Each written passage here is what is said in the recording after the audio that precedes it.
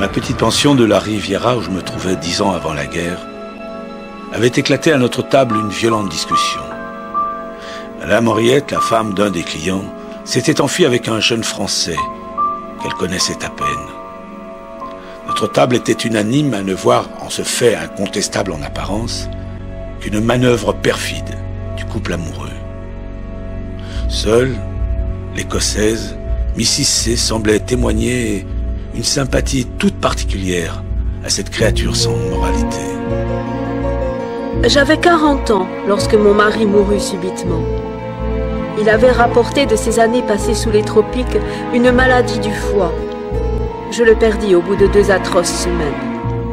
Mon fils aîné avait déjà commencé sa carrière, le plus jeune était au collège. Ainsi, du jour au lendemain, j'étais devenue complètement seule.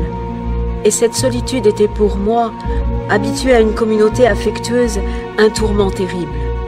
Il me paraissait impossible de rester un jour de plus dans la maison déserte, dont chaque objet me rappelait la perte tragique de mon mari bien-aimé.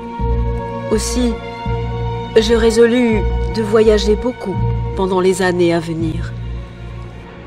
Et c'est là que commencèrent ces 24 heures, qui furent plus émouvantes que tout le jeu du monde et qui bouleversèrent mon destin pour des années.